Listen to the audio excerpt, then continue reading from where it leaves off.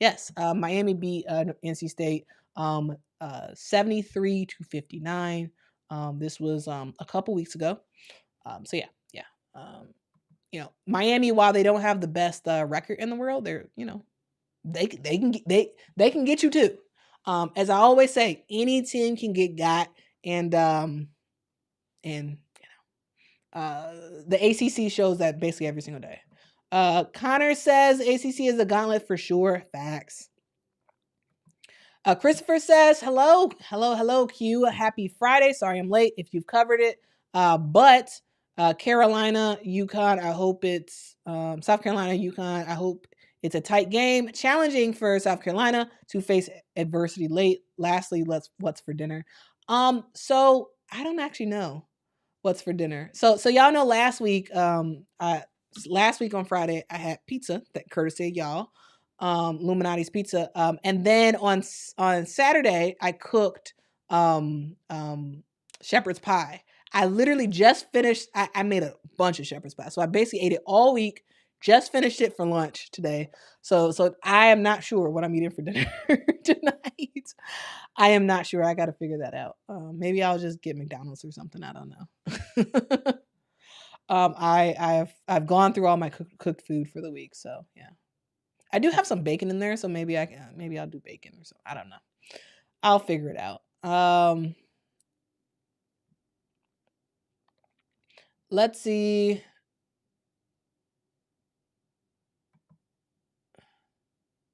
Goodness Rated says, yeah, I'm on the CC3 bandwagon. Love a good basketball player. Cynthia Cooper was amazing. Maybe she should come close land. What? Okay, maybe this is in response to something else. I don't know.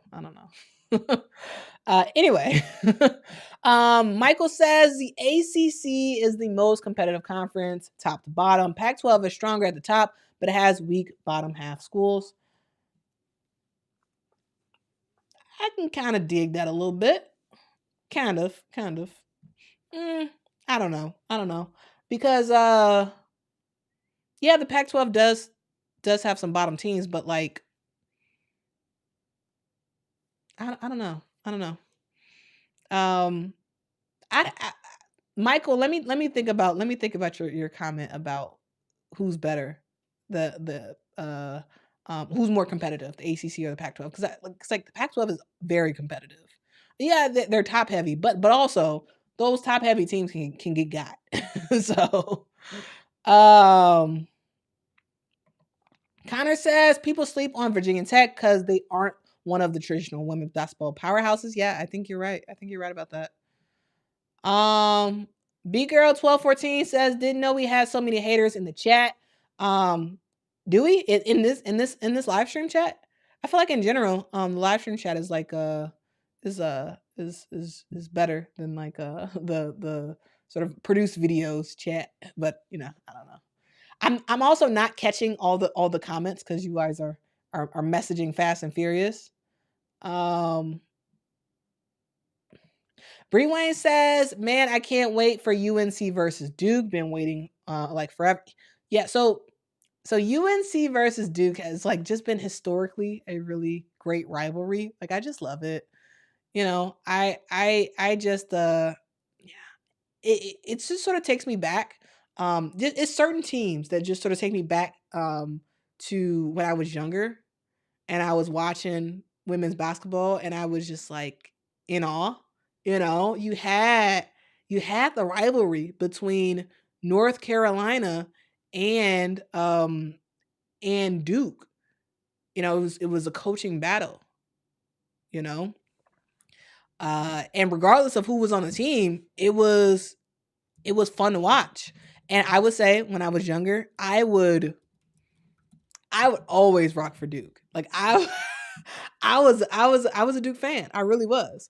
Like Gail Gesson, of course, was like one of my top favorite coaches back in the day before she left, and I believe when she went to Texas or whatever.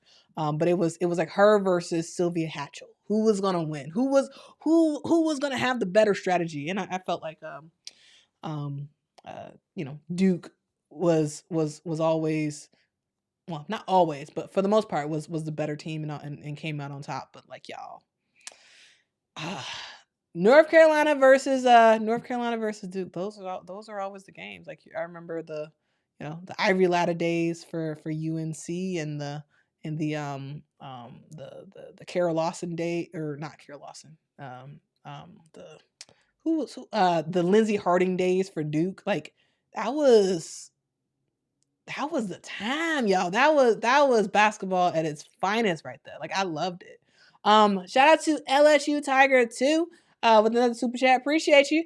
They say a quarter pounder with cheese meal would be solid. That may be what I'll do. Also, if y'all, this is not an ad for McDonald's, but downloading that app, some really good deals on there. I'm just saying some really good deals. They track your location, which I hate, absolutely hate that. So I usually completely close down the app unless and I open it when I'm like at the McDonald's itself, because I don't like all this app tracking. They track your location and all that stuff. What I don't know what I need my information for, but anyway. Judge and Jury LW says Cheryl Miller, hands down the best woman to ever play basketball. Yeah, and probably. That's what everybody says. The hard part with me is that I never saw Cheryl Miller play. I've seen videos of her play, but like I never saw her play. And so personally, like yes, everyone says Cheryl Miller was the GOAT. And looking back at it, looking at highlights and whatnot, she was amazing. Absolutely. And probably is the GOAT. But for me, I heavily rely on players that I actually was able to watch in their heyday.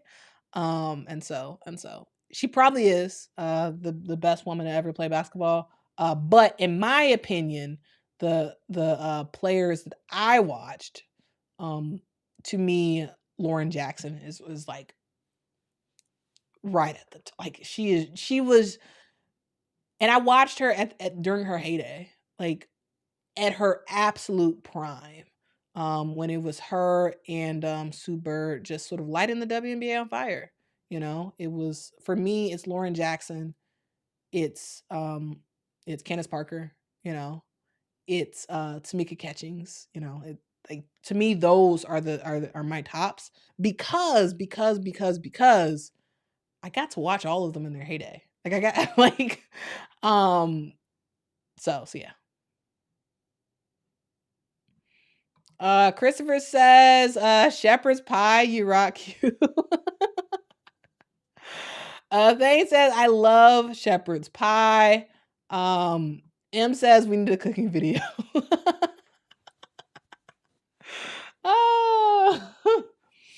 Maybe one day not on this channel, but maybe on another channel I'll do a cooking video of some sort. I'm in my cooking bag, I can cook.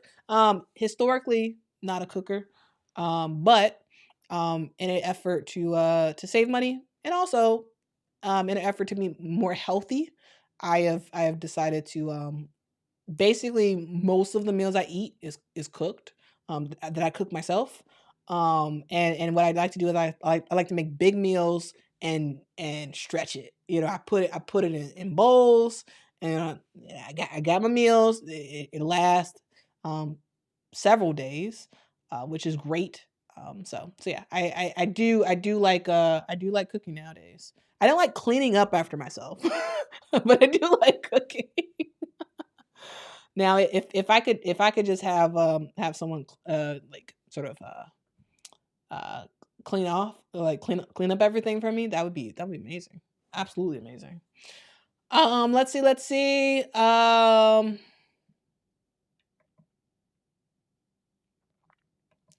Goodness Rated says Cynthia Cooper was an amazing player, but she retired now, so it is CC3 league now. Don't hate, appreciate. Who is CC3? Do you mean Candace Parker? CP3? and maybe this is another thing that y'all laugh at me in the chat, but who is who is CC3? I feel like I saw somebody else say something about CC. Who is CC3? Please don't laugh at me. I know it's gonna be somebody, and I'm just like, what? I totally forgot their name. So anyway, Hinokami Kai says Ivory Latta was my girl. Yeah, y'all. Y'all, you know. Hey, I date myself going all the way back to Ivory Latta, but Ivory Latta was a baller. Baller, y'all. Straight up baller.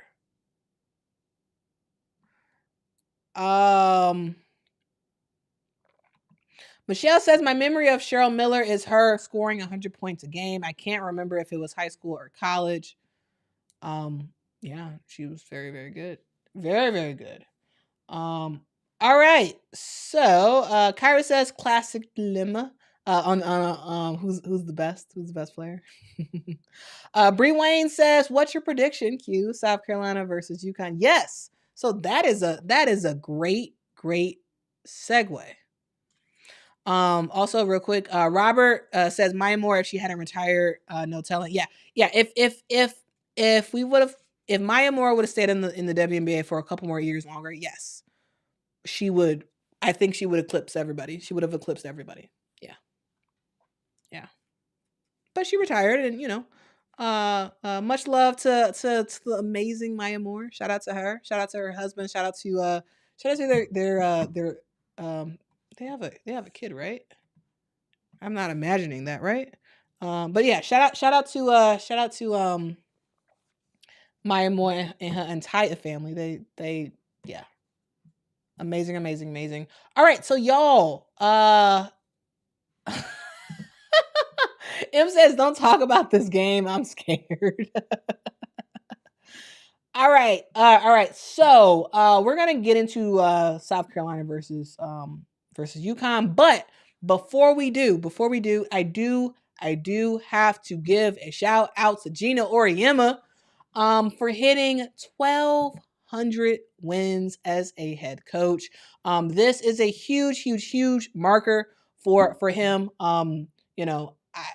I just do want to give him a shout out. I gave Tara Vanderveer her shout out when she became the winningest basketball coach ever. I do just want to give a quick shout out to Gino Auriemma because he has had a historic time at UConn. So yeah, 1,200 wins for UConn.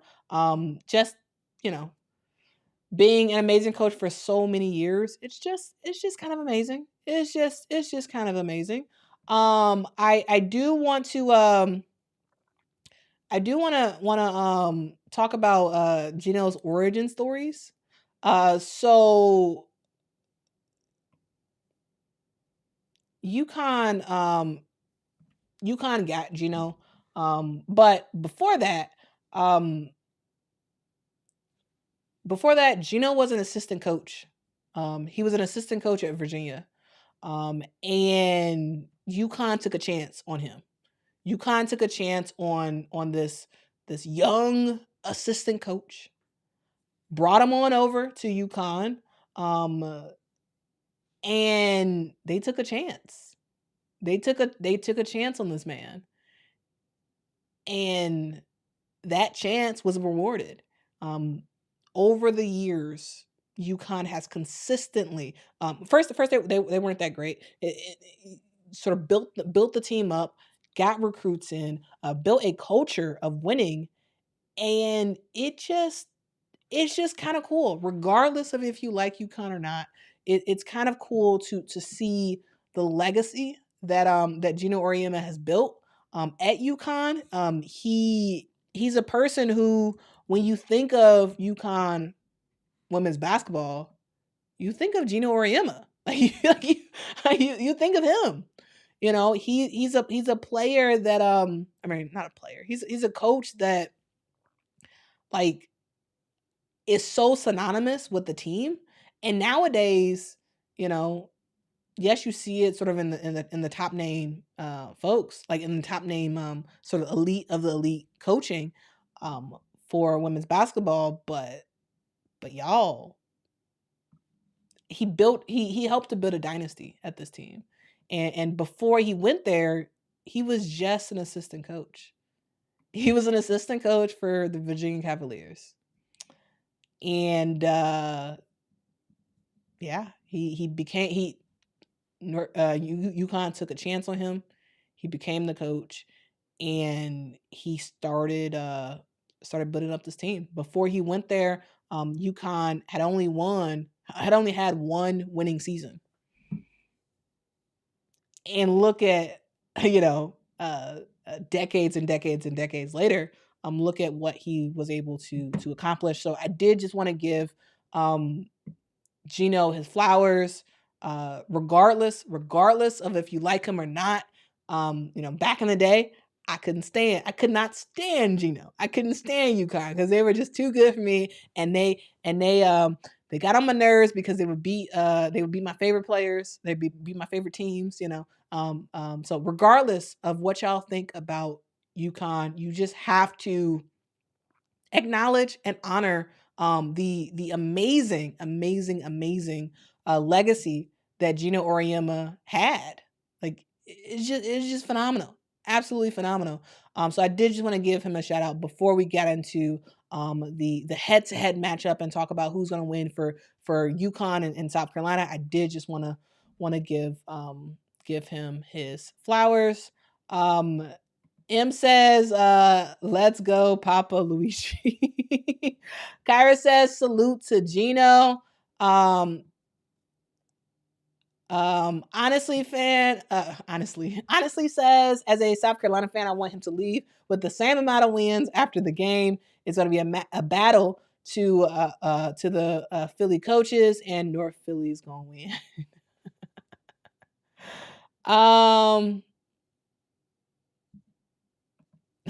Kami says, good job to that man, I guess.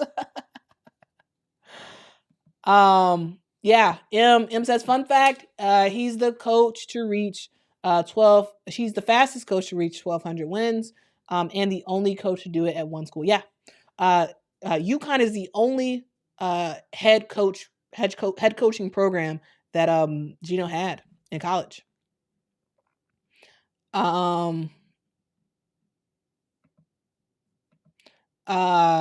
Bree Wayne says the South Carolina team was not boring last year's team though. Okay, well we're gonna get into into this game. All right. So let's talk about the game of the weekend. South Carolina versus UConn. So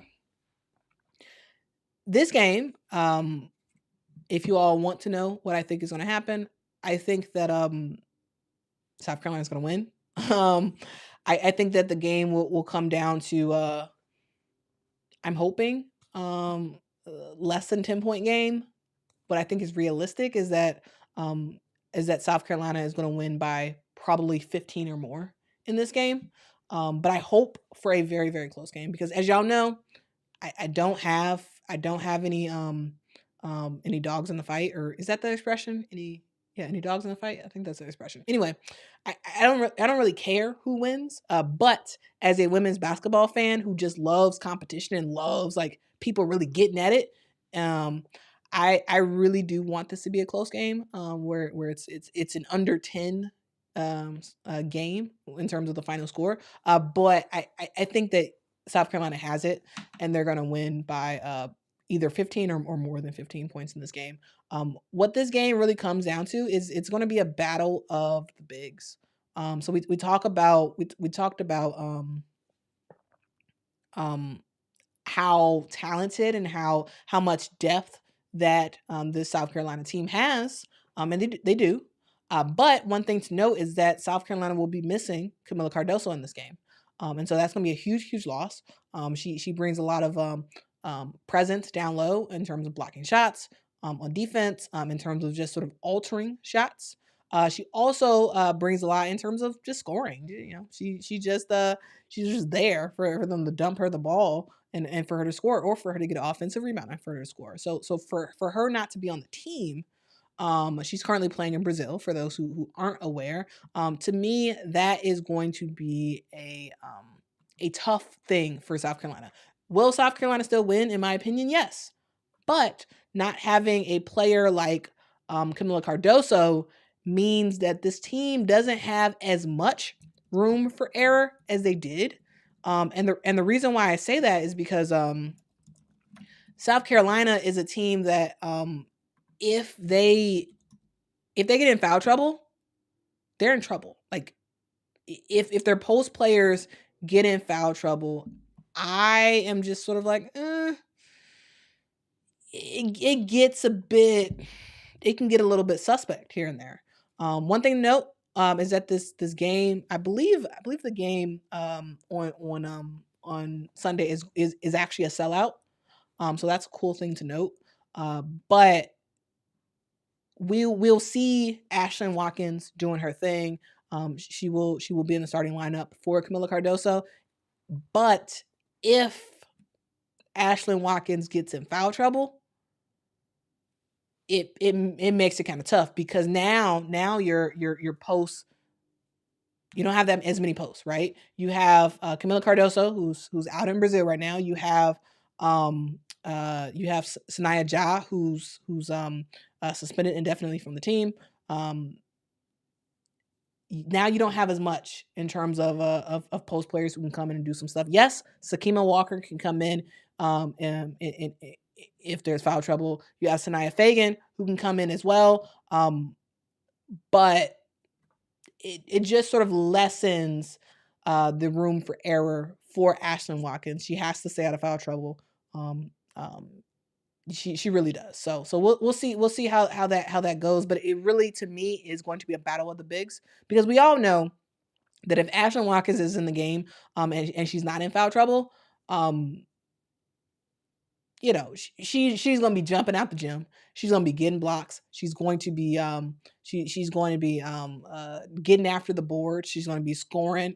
She's gonna be doing it all. Now I think in terms of so for South Carolina, the bigs are gonna be key. Specifically Ashlyn Watkins. For UConn, I also think the bigs are going to be a key, specifically Aaliyah Edwards. Aaliyah Edwards has been amazing for this team this year. For UConn, when you think about the way that they play, yes, you know, they have Paige Beckers, who's great, you know, but the key to their team really is Aaliyah Edwards and what she does down low. It's her ability to get in passing lanes, get the ball, to get a jump shot here and there, to get to the basket and make some shots. To me, like, in order for UConn to be successful in this game, Aaliyah Edwards has to go off. She has to go off in this game. And I think she can. What she'll have to do is get her timing right, because South Carolina loves to block some shots. And so she's going to have to figure out how to get around Ashlyn Watkins and to keep Ashlyn Watkins from blocking her shot. But Aaliyah Edwards has to have a great game. And I think she will. I really do think she will. But she really does need like a 30-point game in this game. If UConn wants to win, Aaliyah Edwards needs about 30 points. At least 30 points in this game. And when it comes to the rest of UConn, they have to show up. Like it's no ifs, ands, or buts. They have to show up in this game. We need to see a huge showing from Paige Beckers. You know, we need to see a big showing from KK Arnold. You know, she needs to come out on fire. You know, we need to see Ashlyn Shade doing her thing as well. We need to see them looking actively looking to give Aaliyah Edwards the ball. Not just, having Aaliyah Edwards score a little bit and now you go away from her. and now you're just sort of doing your own thing. No, you need to be feeding Aaliyah Edwards the ball, and being in a position so that way if she gets trapped or anything like that, she can kick it back out to you. You can shoot a three or something like that. UConn doesn't really have a bench. And so the starters really are going to be key. It's likely the starters are going to be Leah Edwards, Paige Beckers, Ashlyn Shade, KK Arnold, and Nika Mule. So we will see, because this starting lineup, it's sort of similar. I see LSU and UConn slightly similar in the fact that they don't really have a bench. And they basically rely on a 6-man rotation, basically. Sometimes 7. And so you need your players to stay without getting in foul trouble, staying in the game. And when Ice Brady gets in the game, Ice Brady has to make some stuff happen in the post in order for this team to actually win. But if UConn gets in foul trouble, it's over because they don't really have a bench. They don't really have a bench. If they get in foul trouble, it's over. If Ashton Watkins for South Carolina gets in foul trouble, it makes it a little bit tougher for her team to still make some stuff happen. But UConn's a really good team.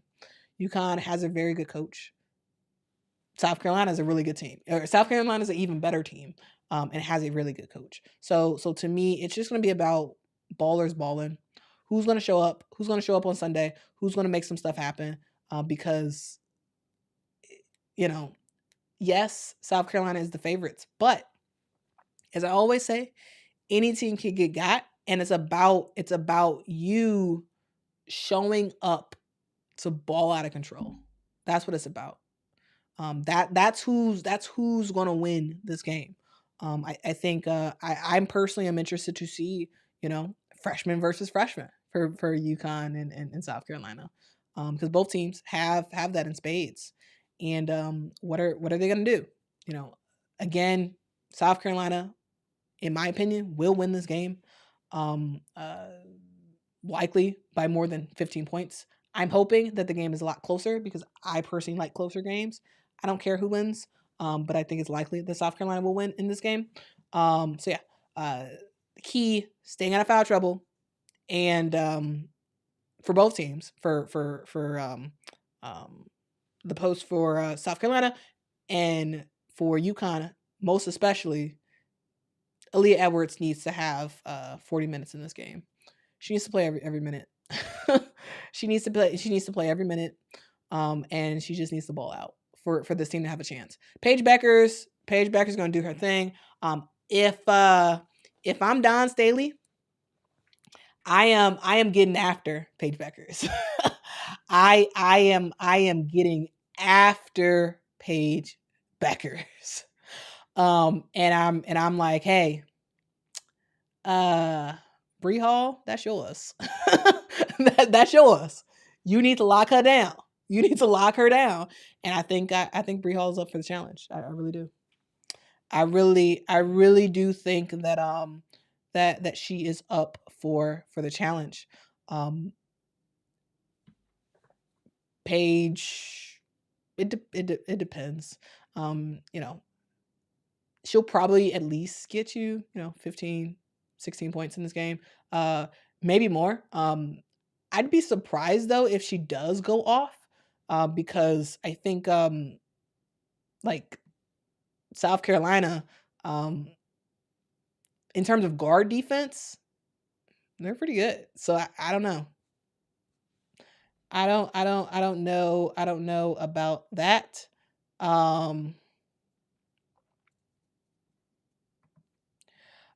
Bree Wayne says Dawn already said in her presser, Paige is very dangerous. Yeah, Paige is yeah. Yes. She's Paige freaking Beckers. Very, very good player. Who can she can score a boatload of points.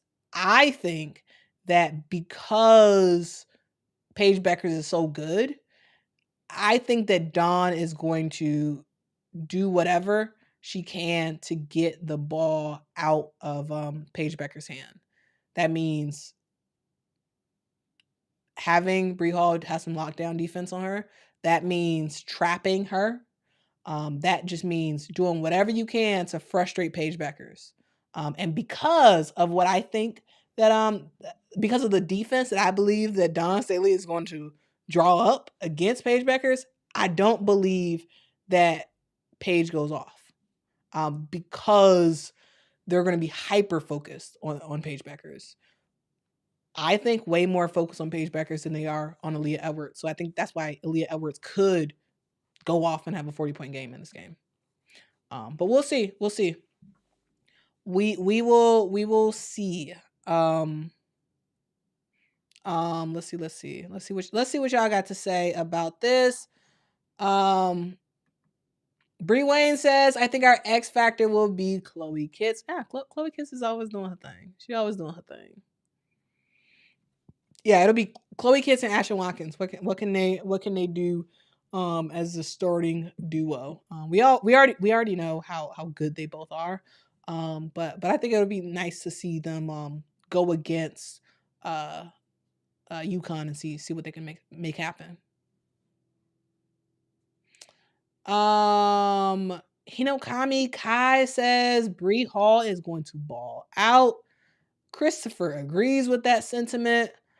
MMA Lifestyle is saying that there are people attacking Sheryl Swoopes on Twitter. Yeah. I just hope this whole thing just dies over. Just it's just too much, man. Like I think in general everyone is like, not everyone. People are taking this a little bit too far. Just if you don't like Sheryl Swoopes, whatever. Like, no need to make t-shirts, no need to do all this other, like, it's just anyway, let's move on. Let's talk about this game. Doc Glover says she would not be able to handle 40 minutes of pounding. Do you mean Paige or Aaliyah? M says, did you see what Dawn said about Paige in her most recent pregame interviews? She was really nice. I didn't actually see that particular one.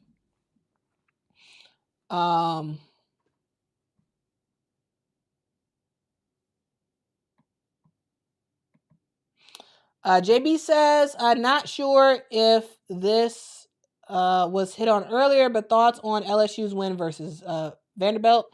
I know we said LSU needed to show consistency on the road against a quality team, and they passed the test. Good win for them. Yeah. I mean, yes, Vanderbilt is a very good team. And it was for LSU. It was good to see them win a game on the road against a good team. I just want to see how more consistent they are. Like if y'all have noticed, like, yes, I haven't actually talked much about LSU. Sure, that game against Vanderbilt was good. But I just want to see more. I just want to see more. More consistency from them and more yeah. I just want to see more. But yeah, good on them for getting the dub.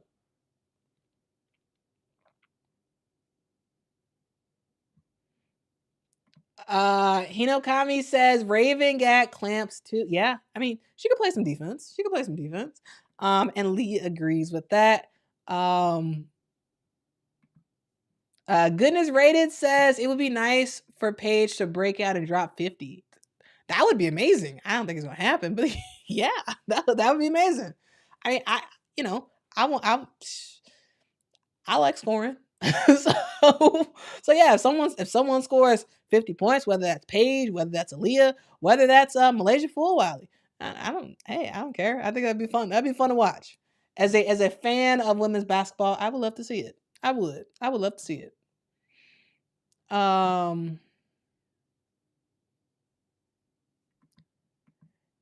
Doc, I agree with you. Doc says South Carolina has enough guards to sub in and out to handle their guards. Yes, which is why, in my opinion, this game boils down to the post play.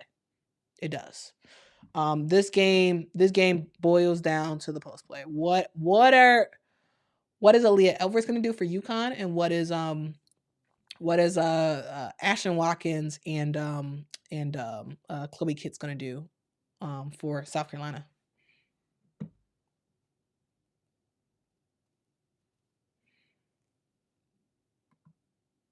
Yes, Michael, I agree. Time to move on with the Swoops and Porter Jr. stuff.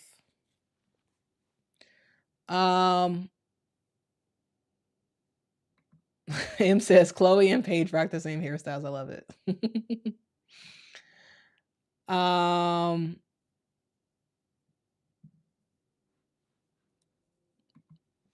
Let's see. Let's see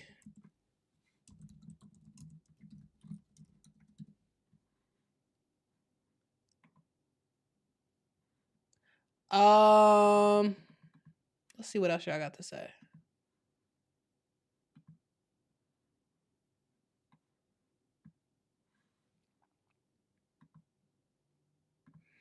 Bree Wayne says Vanderbilt is a quality team. They're not even going to make the tournament. Yeah, they're not going to make the tournament, but I do. I think that Vanderbilt's a quality team. Yes, they're not going to make the tournament. They're not a top 64 team in the country. But I think they're pretty good. Yeah, I mean, in my opinion.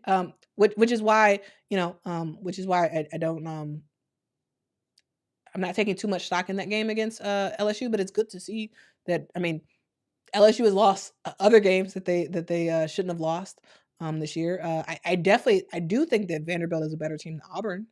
And Auburn beat LSU. So yeah, I think they're a quality team. They're not the best team, absolutely not. They're not middle of the pack, or I mean, they're kind of close to middle of the pack for SEC play. But yeah, they're better than Auburn in my opinion. But no, they're not gonna make the tournament. No, I don't. At least I don't think they're gonna make the tournament. I don't have them pegged to make the tournament. Hinokami says Malaysia defense is getting better. She be wanting to she be wanting to be on the floor, so she's getting better on D. Yeah.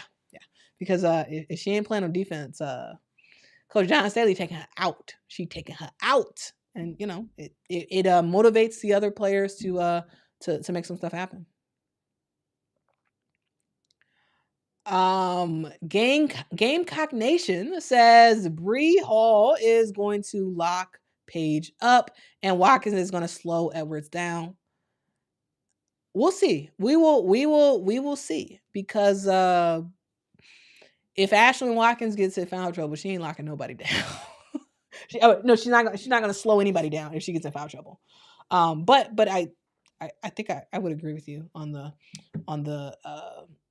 Bree Hall locking Paige down.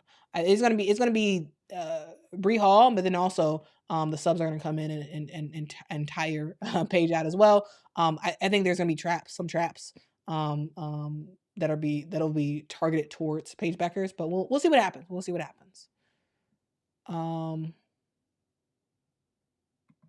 BJ says should be a good game if UConn can stay out of foul trouble. Yeah.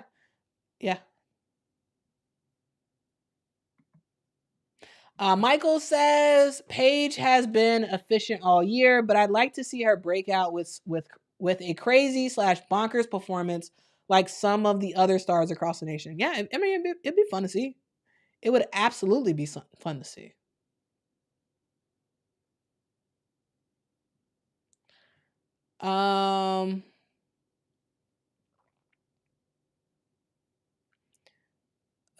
Let's see. Happy Beach Chairs. What a name. And I love your profile image. What is that, like a beach and something? I don't know. 2 tents or something? I don't know. Anyway, Happy Beach Chairs says Michaela Williams Um, what? Gotta be at least 215 to 20 pounds. She's huge for a combo guard. Is she that? I mean, I don't know. I personally, I look at players' heights, but I don't look at their weight. So I have no idea how how heavy Michaela Williams is, and also I I know of some people, some players who are heavy but are fast. So like I don't know. No comment on this front. No comment on this front. Um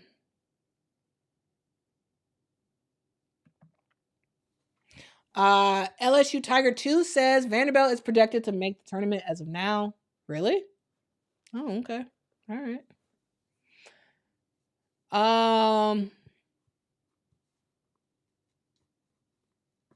Let's see. M says, y'all, Tennessee has a problem if they don't win any of their next 3 games, which are against LSU and South Carolina twice. They will have a hard time making the tournament. Yeah. I don't know. I don't know about Tennessee. I mean, it depends on what they can do in the SEC tournament. But yeah, I'm not really sure about my thoughts about Tennessee. Like they don't really have it all. They don't really have it all for this year. And it is that happens. It's just not their year. It is just not their year. Let's look at what else y'all got to say in the comments.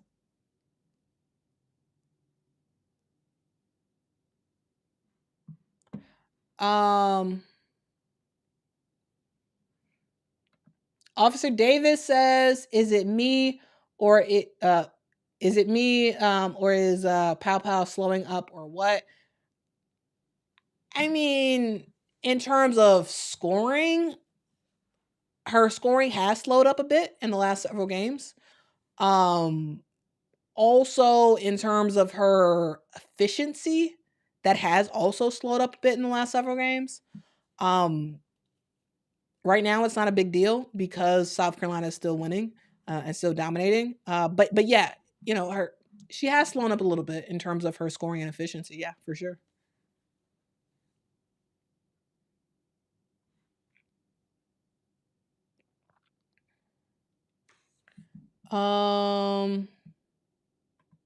Good point. Good point, Breanna. Good point. Breanna says all SEC teams are keying on Pow Pow. Like she's high in their scouting report, hence why she's slowing down. But also her shooting has been bad since the Texas A&M game. Yeah, yeah. So I mean, I would even say it's been since the since the Kentucky game actually. When her field goal percentage kind of slowed down a little bit. But yeah, she'll be fine. Yes, other teams are keying in on them, but um, I think we will start to see South Carolina adjust their playing style, knowing what the other team is going to do for Pow Pow to sort of make sure Pow Pow is able to get open and get quality looks, because that's going to be key, especially in the tournament. We're going to see traps and all this stuff. They're going to be really focused on Tahina Pow Pow, and so it's about what adjustments can South Carolina make on the offensive end to make sure that Pow Pow is able to still get her shots and still make some stuff happen.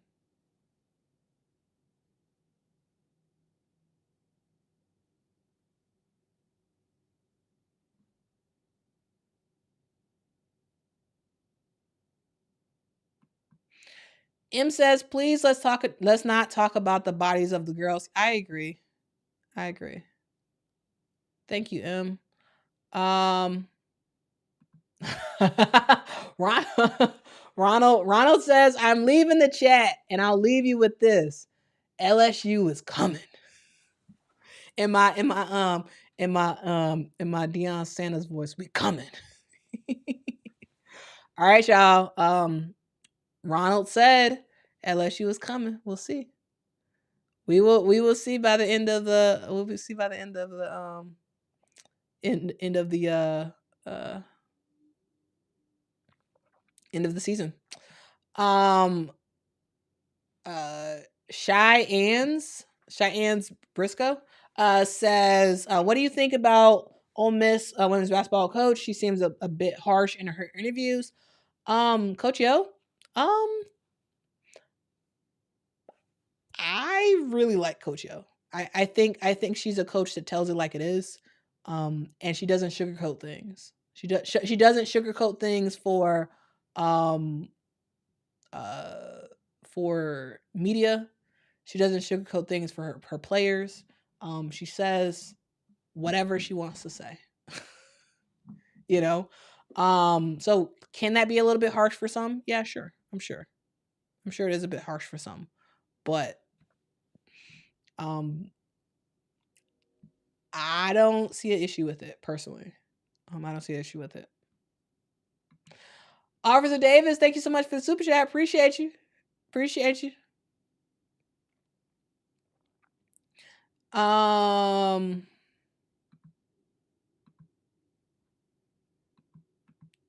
Kyra says it's sports, people talk bodies. Well, fair. Nolan says 4 or 5 games in the Pac-12 tonight. Any updates available? So yes, let's actually do a quick update on what's happening today. Because yes, as Nolan said, there's a lot of great games on right now. A lot of great Pac-12 games on right now. All right, y'all. If y'all give me just a sec, I'll be able to pull this up. All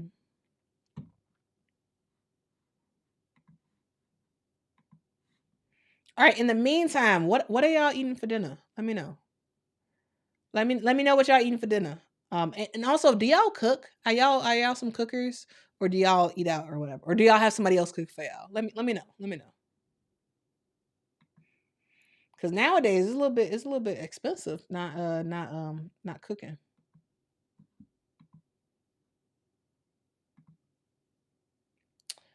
All right, so let's go with all right, let's talk about some of the games that are happening right now. So, today is Friday, February the 9th. Again, happy Friday, everybody. I hope y'all are having a great day. We see Oregon playing Colorado right now. Colorado is on top, 49-31. We'll see how this game continues to go. I think that, Colorado should pull through this and win. This Oregon State versus Utah game. Y'all, Oregon State, the Beavers, they really good. So I don't know how this game will end up. Right now, Oregon State has 30, Utah 22. I can absolutely see Utah making a comeback and winning this game, but we'll see. Stanford plays Washington later today. Stanford should win that game. Arizona plays USC as well. And all these times are in Central, so they're about to kick off that game in about 9 minutes. Arizona State versus USC. I think that USC should win. They're at home. They got all the fanfare around them. They're gonna beat Arizona State, in my opinion. Also, we have Arizona versus UCLA. UCLA, they are at home. They're at the Poly Pavilion, so probably should get that W as well. Arizona is a team that is struggling for players. They recently held a open tryout for more players. So yeah, I think UCLA should get that win. One thing to note, y'all, the reason why yes, the Pac-12 is very competitive, but the reason why, when you really look at it, when the Pac-12, while they're a very competitive league, and while they have a lot of talented players, they don't get as much shine as the ACC, as the SEC does, as even UConn with the Big 12 does, because of the times of these games, y'all. Like this Arizona versus UCLA game, this game starts at 10 o'clock. 10 o'clock Central Time. So 11 o'clock Eastern Time, PM. So because of their late games, the Arizona State versus USC game starts at 9 o'clock. Because of their late games, I think it hurts their overall fan base. Yes, their fan base on the West Coast. Yes, they got a big fan base on the West Coast. Yes, absolutely. But in terms of the rest of the country, it's kind of hard. It is kind of hard to grow a fan base of everybody in America, because most people are asleep when these games are. A lot of people are asleep when these games are happening, and so to me, that's a hard thing. The Pac-12 is such a good, such a good conference. Like, in my opinion, I would say the best conference. I know there was some talk earlier about the ACC, but I think the Pac-12 is the best conference in the country right now. They're the best conference in the country, but the games are so late. But if y'all stay up and watch them, if y'all stay up and watch, y'all got some great basketball y'all watching. Y'all watching some great basketball, but it is late. So, that is a thing. LSU Tiger 2 says it's weird because the SEC only has two ranked teams in the top 25. You mean it's weird that they only have two teams? I mean, I think they only should have two teams in the top 25. But they do have more popularity because people can watch the games more at normal times, I would say.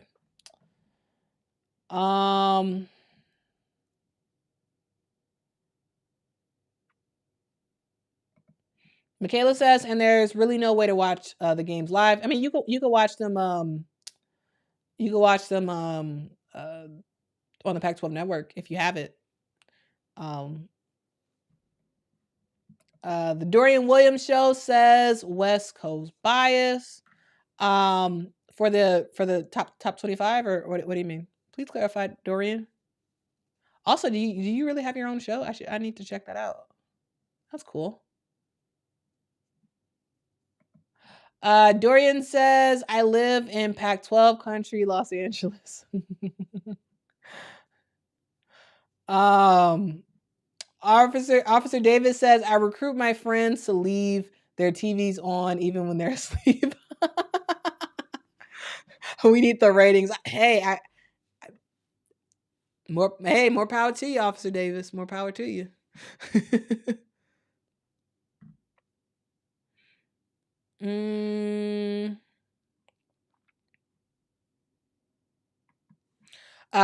Dorian says Auburn is underrated. Oh, okay. All right.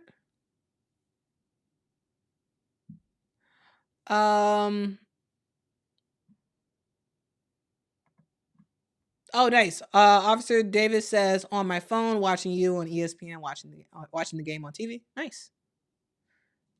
Nice. Let's see. What else I got to say? Michael says, I'm going to check out Juju next year when they play Rutgers, Maryland, or Penn State.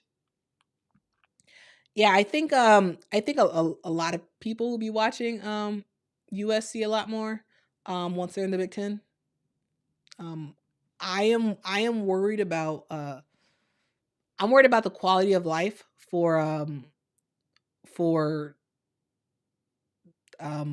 the Pac-12 players, because they're gonna a lot of in the future they're all moving conferences, and they're gonna be having to do a lot of travel, and I'm gonna have to deal with some tough time schedules in terms of games and whatnot. And so I really wonder how they're gonna handle that.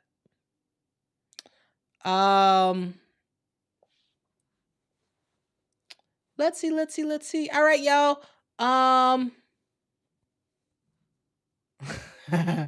Kyra says this is Dorian Williams from the Bills. Bad guy Rob says honesty is the truth. Yeah. Honesty Scott Grayson. Yeah, she's really good. Really good. Really good. Yeah.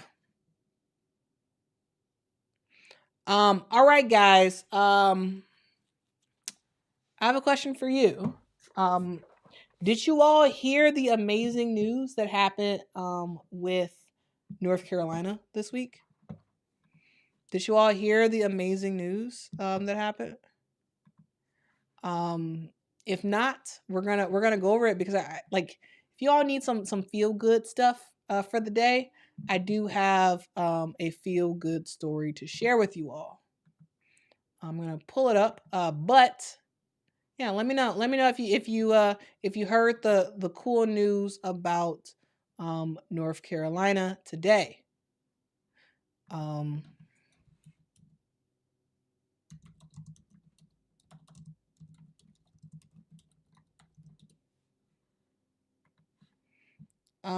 Let's see. Have any of y'all heard of the good news?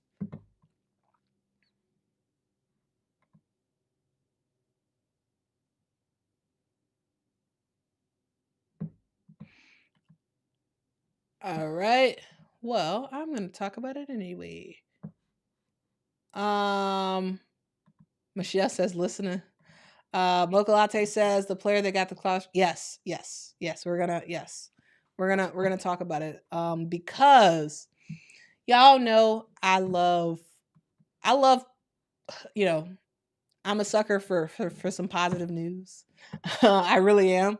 And I do want to talk about what the University of North Carolina women's basketball team did for Sydney Barker. Sydney Barker is a freshman guard. She is from North Carolina, from Durham, North Carolina, and she could have gone to a different school. And actually got a scholarship to play basketball.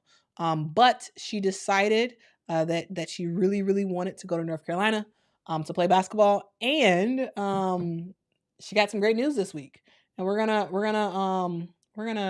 show the clip because I just thought it was kind of I thought it was kind of cool. I thought it was kind of cool.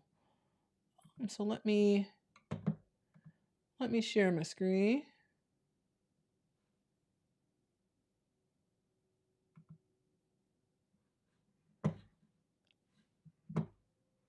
All right. All right, peace out, LSU Tiger. All right, peace out, Hinokami. Appreciate y'all joining. We are about to leave out pretty soon, but I do wanna talk about. All right, so let me make sure my audio is turned on. Okay. All right, so come on, can I back up?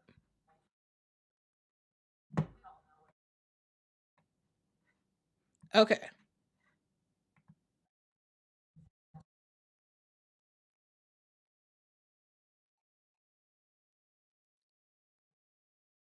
Actually, I don't think y'all can hear it. Hold on. Let me try to figure this out.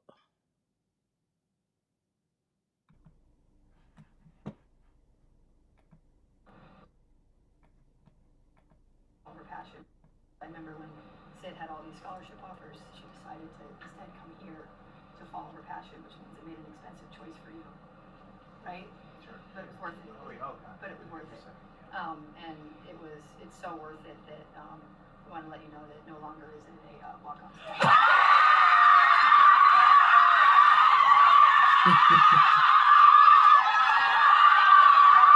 Man, they screaming loud.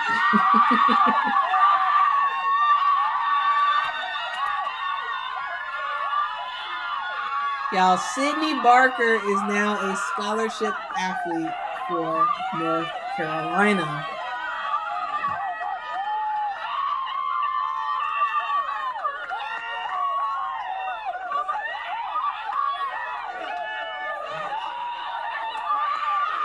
And y'all, her team was so excited.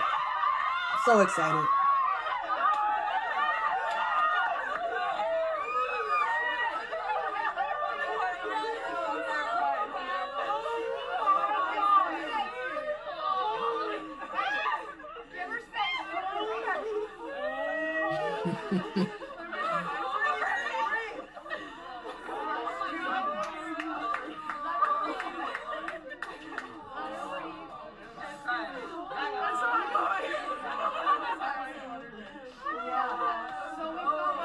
That's so awesome. But truly, felt like this was the right time. As we go into the great rivalry in women's basketball, the great rivalry in sport, right? And it felt like the exact right time. We all know what you're doing every day. We know what your family brings every day. But when we run out there and we have an opportunity to play in the best rivalry in the country, you should absolutely feel like you are every bit as important. Wow. Congratulations.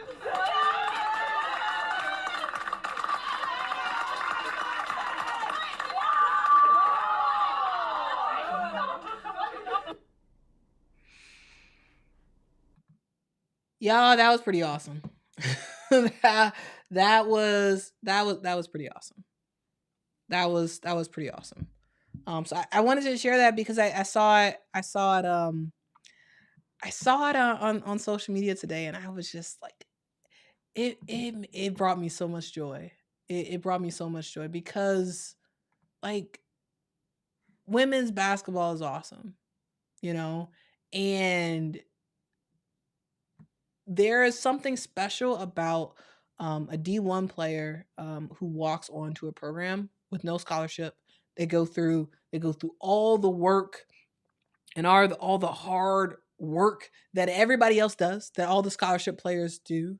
They are hustling at practice. They're probably getting there early, probably staying late. They are getting it with their grades. They are just doing everything.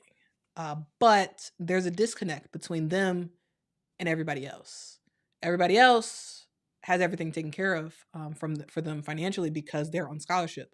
But this player isn't on scholarship. They may have to their parents may be taking out a bunch of loans for them do their dream in college. They may be having to take out a whole bunch of loans themselves. It brings a hardship, and so there's a lot of stuff that I'm sure these players are sort of dealing with, and when you have a moment where you're able to watch a player get a scholarship, to me it just brings so much joy. Like I see these videos quite a bit when it comes to football. um uh Towards the end of a football season, you'll see these videos come out where the coach is talking, and they announce that one of the players is getting a scholarship, and everybody goes wild, and it's just like, it's just so fun to see, like, all the hard work and all the blood, sweat, and tears that these players give with no expectation of being on scholarship, but then they get it, and it's just like, I don't know, it's just really amazing. Like, I just love it. I really do. Like, as y'all know, I always am looking for, like, positive stuff to talk about, and to me, this this was pure joy. This was pure joy. Wrapped in a video, and I wanted to highlight it because I'm not sure if all of y'all have seen it. I did want to highlight it. So this was Sydney Barker, a walk-on freshman at University of North Carolina, getting a scholarship. Now, she hasn't played a ton at all in their game so far, but I just think she's still a part of the team, and she still hustles in practice, making sure that the team is ready for the games and whatnot. And so, yeah, it's just fun to see. Shout out to the University of North Carolina. Shout out to Sydney Barker. It's just great to see. It really is. Yeah. Yeah, let's see what y'all got to say in the comments below about this. Kyra says that's awesome. America says pure joy. Nolan says God is great all the time, Nolan, all the time. Michael says amazing. Dorian says this is what sports is all about.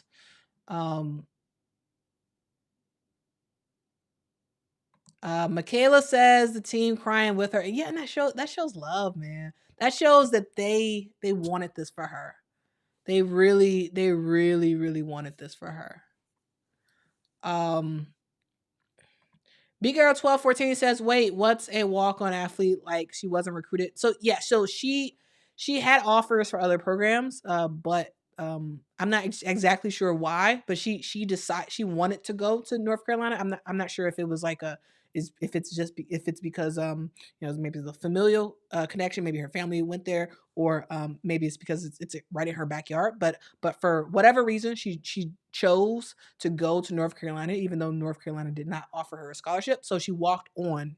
She was a walk-on athlete. So if for the most part, D1 athletes are at least for the bigger programs are scholarship athletes. They have scholarship spots that they can fill. And a player who was not recruited from the team could technically walk on. A lot of times you don't really see walk-ons like that. But yeah, she was a walk-on player, so they did not recruit her. They did not. She chose to go there, and she's been with the team, and making stuff happen, and she got her scholarship. So Officer Davis said, I teared up watching it. Yeah, I mean, it truly when I first watched it, I was like, oh, I feel it in my heart. I feel it. Yeah, Erla says awesome. They're family. They are. Mocha Latte says it's hard. It's nice to see hard work pay off for a walk on. Yep.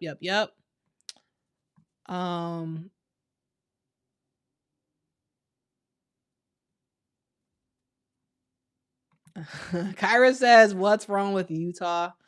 Dorian said Oregon State is skinning Utah alive right now. Funny thing is Utah is a 9.5 favorite.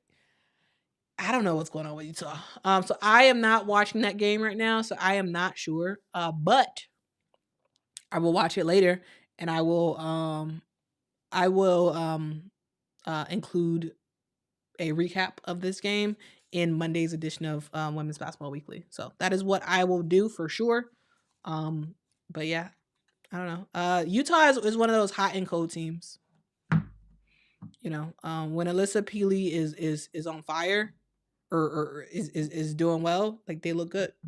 But when she's not, they look bad. So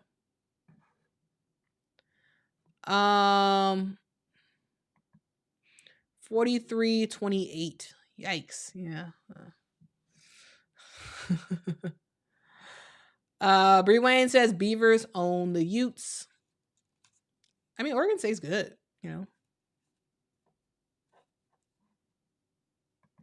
Officer Davis says super proud of my kid Christian Barnes. I am not familiar with Christian Barnes.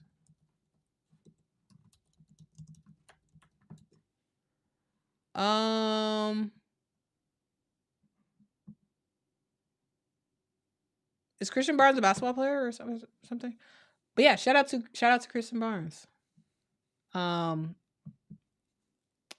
don't know specifically who he is, but or she is. I don't know. Christian Barnes. I don't know. Doc Glover says dreams come true. Dreams with hard work do come true. Yep.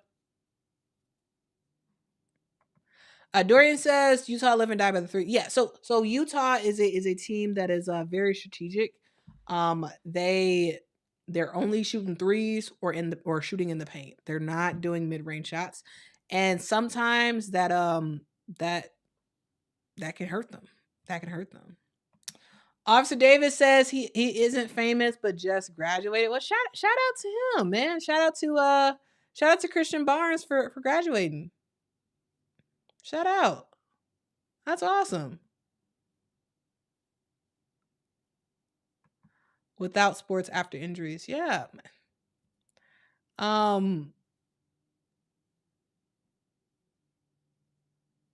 Shout out. Oh, I see your earlier comment. I see it. Okay. So Officer Davis said, my kid was on scholarship in college, fell downstairs and sustained an injury and never received a thing, but he's still a graduate. Man. Shout out to Christian Barnes. Like that's rough. That's rough what he had to go through. And for him to endure a injury and still be able to make it through the rest of college and whatnot, like that's tough, you know. Absolutely tough. And for him to have been a scholarship player and that's really tough. But I'm happy that he was able to graduate, and I hope he's I pray that he's doing well. Officer Davis.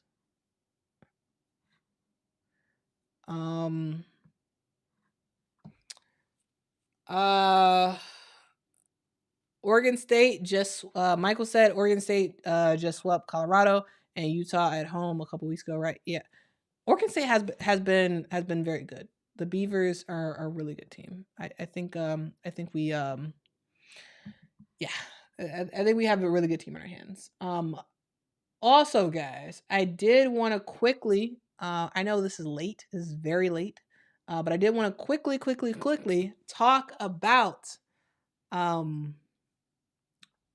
news that Kennedy Carter is back in the WNBA. For now, at least. Kennedy Carter has signed a training camp contract with the Chicago Sky, and as a person who knows how good Kennedy Carter was, or / is, she's still balling right now. I am very much excited as a Chicago fan, as a Chicago Sky fan. I am very much excited for Kennedy Carter to be joining the Chicago Sky. We will see if she makes the team. Again, this is a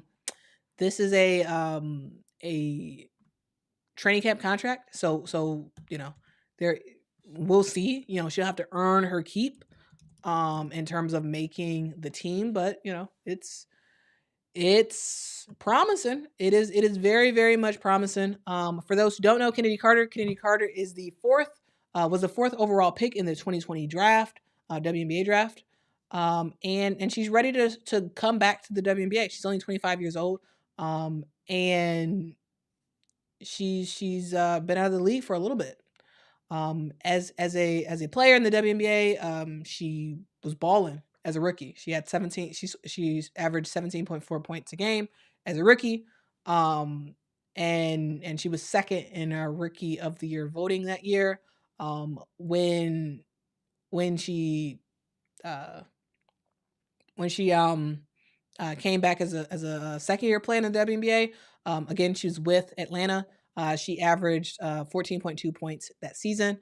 She didn't play that full season. She was limited due to a injury, and also she was suspended for conduct deemed detrimental to the team.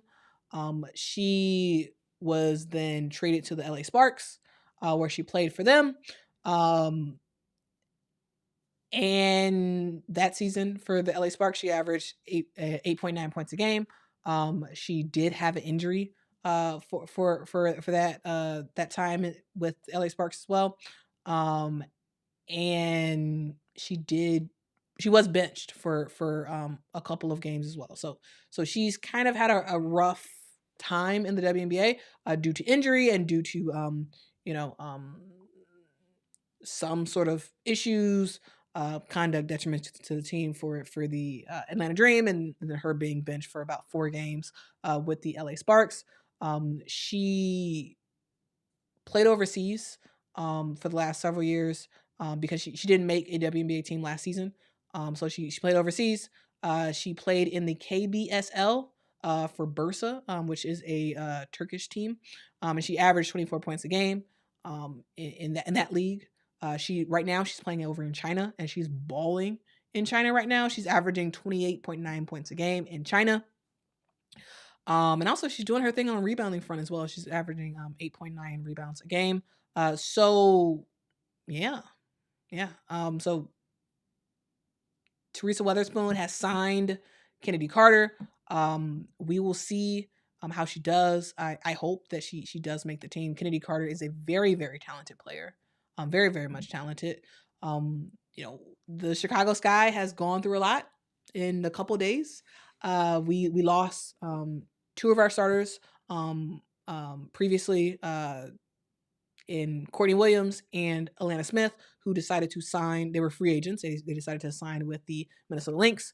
Kalia Copper requested a trade after we did not get Nneka Ogwumike or Skylar Diggins-Smith to choose Chicago. They both chose Seattle. So Kalia Copper wanted a trade. She wanted out. So she's gone. We re-signed Diamond DeShields, which is a player who helped win us the championship. Before for the Chicago Sky, so she's making her Sky return. And we got some draft picks. The Chicago Sky is going to look like a very different team next year. And yeah, so we're trying to make something happen. I'm not sure exactly what the Sky will look like in the future, but Kennedy Carter is a very talented player, so we'll see if she's able to make the roster. We also signed Lindsay Allen from the free agency market as well. She is a point guard for the team, so it's likely that Dana Evans will be the starting point guard, and Lindsay Allen will be coming off the bench. We also signed Kaiser Gondrzik for a training camp contract as well. So we will see if she will be able to make the roster. Also, in the trade for Kalia Copper, we traded her to the Phoenix Mercury, and we got Michaela Onyenwere, and we got Breanna Turner from the Phoenix Mercury. We also got the number 3 pick in this year's draft, and we have some picks in consequential drafts. So that is the news, guys. That is your Chicago Sky update. I know a lot of y'all are not Chicago Sky fans, but as a Chicago fan, I have to let you all know what's going on with my team.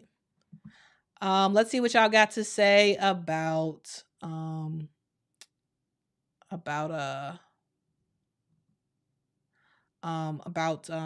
Chicago Sky.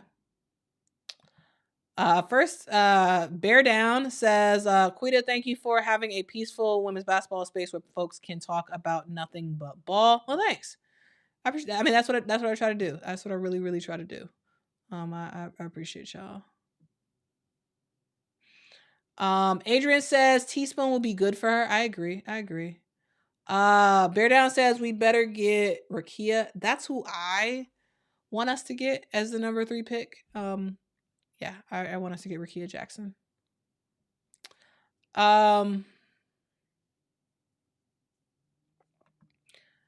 Michael says, who do you hope the Sky draft at number 3, depending on who comes out?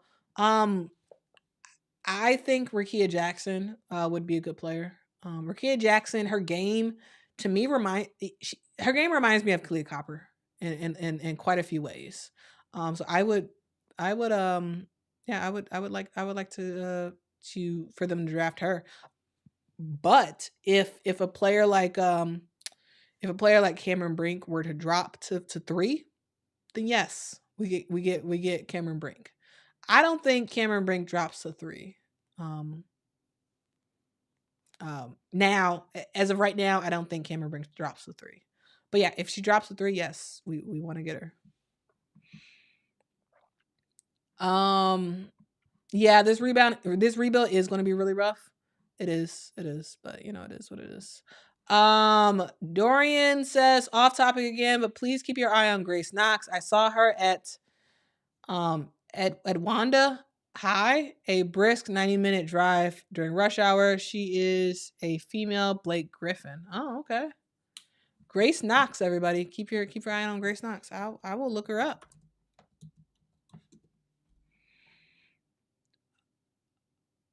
All right, so Grace Knox is a 5-foot junior wing.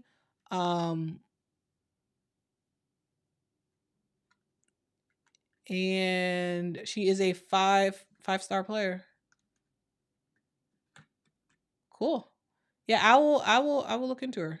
Thanks for sharing that. All right, guys. That's the live stream for today. Thank y'all so much for joining the awesome people of the internet Friday hangout. This is our second version of this. I do appreciate y'all for rocking with me. I hope y'all have a fantastic weekend. Please do something very, very fun. I will very much be watching lots of basketball this upcoming weekend, and also some football as well on Sunday. So I pray that you guys have a great weekend. I will talk to you guys after the South Carolina versus UConn game. I believe that game starts at 1 p.m. Central Time on Sunday. And that game is on ESPN. And so after that game, around 3 p.m., I will do a post game stream. So I will catch you all then. I hope y'all join me. It's gonna be an awesome time. We're gonna talk all about the game that was South Carolina versus UConn.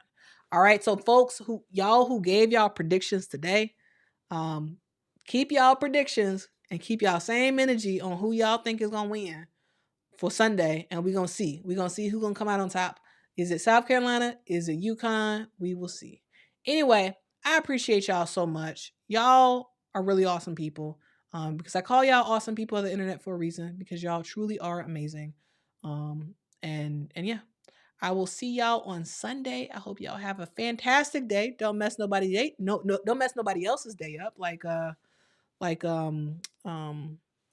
Tabitha Brown says. But anyway, farewell, guys. Until next time, guys. Bye-bye.